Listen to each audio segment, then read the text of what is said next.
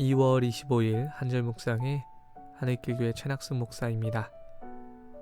오늘 나눌 말씀은 마태복음 26장 35절의 말씀입니다. 베드로가 이르되 내가 주와 함께 죽을지언정 주를 부인하지 않겠나이다 하고 모든 제자도 그와 같이 말하니라. 아멘. 어느 날 설교 후에 한 성도님이 제게 웃으며 이렇게 말씀하셨습니다. 전도사님은 죽는 게 두려우세요? 나는 안 그런데요? 라고 말이죠. 이유는 제 설교 내용 때문이었습니다. 설교 중 일제시대에 신사참배를 끝까지 거부했던 한 목사님의 이야기를 소개하면서 제가 만약에 그 상황이라면 같은 선택을 할 수 있을지 모르겠다. 혼자여도 쉽지 않은 결정이지만 가정이 생기고 나니 더 어렵게 느껴진다 라고 했기 때문입니다. 평소 강단에서 제 감정을 솔직히 말하는 편이기에 돌아온 피드백이었습니다. 아마 그 성도님은 사역자라면서 믿음이 그 정도밖에 안 되냐고 비웃으신 것 같습니다. 묘하게 무시당한 것 같은 기분에 집에 돌아와서 뭐가 문제인지 생각해 보았습니다. 사실 목사가 된 지금도 누군가 제 머리에 총을 대고 믿음이냐 죽음이냐 선택하라면 고민이 될 것 같습니다. 저는 분명 천국에 대한 확신이 있지만 그렇다고 죽음에 대한 두려움이 없는 것은 아닙니다. 죽음의 순간 느껴질 고통도 두렵지만 그 이후에 남을 가족들의 고통도 걱정이 됩니다. 죽음을 두려워하지 않는 척 포장할 수도 있습니다.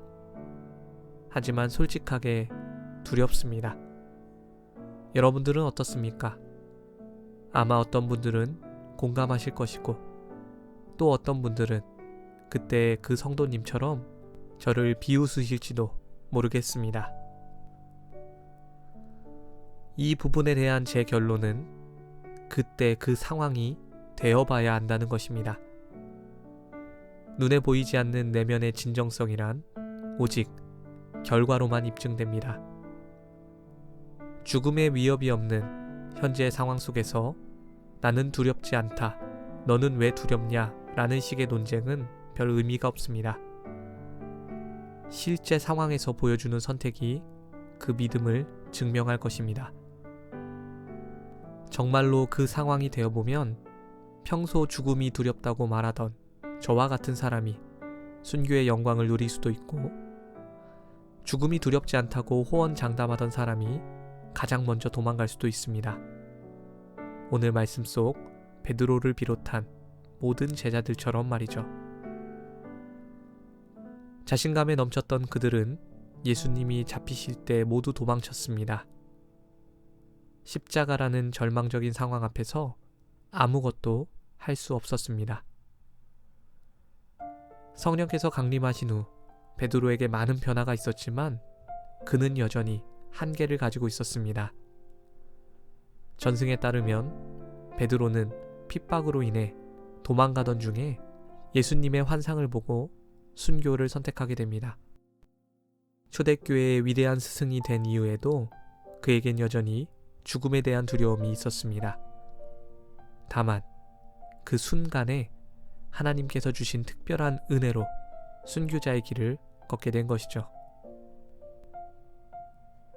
세상에서도 말만 앞서는 사람들은 주의해야 한다고 말하는데 하물며 성도들의 말은 어떠해야 할까요? 실제로는 감당하기 어려운 말들을 성급하게 꺼내는 사람들을 볼 때마다 그들의 말대로 그 믿음이 지켜지길 원하지만 동시에 하나님 앞에 솔직한 것이 더 중요하진 않을까 생각해 봅니다. 주님께서는 우리를 아십니다. 허례허식은 기뻐하지 않으실 것입니다.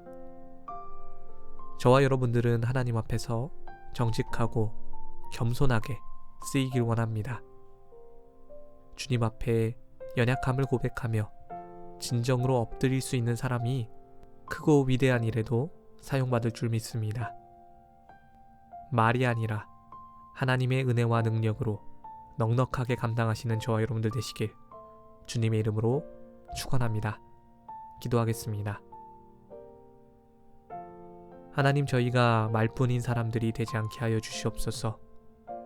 주님 앞에 오히려 연약함을 자랑하게 하여 주시옵소서. 우리의 연약함이 주님의 강함 되십니다. 주님의 강함을 드러낼 수 있는 자들 되게 하여 주셔서 한마디 한마디 말에 진정성이 있게 하여 주시고 그 말을 통하여 믿음이 드러나게 하여 주시옵소서. 오늘 성급하게 주님 앞에 대답했던 베드로와 그 제자들을 기억하면서 주님 앞에 다시 한번 겸손해지길 원합니다. 하나님 앞에 바로 서게 하여 주시옵소서. 감사합니다. 이 모든 말씀 우리 주 예수 그리스도의 이름으로 기도드렸습니다. 아멘. 오늘도 주님께서 도우시길 축복합니다. 함께 해주셔서 감사합니다.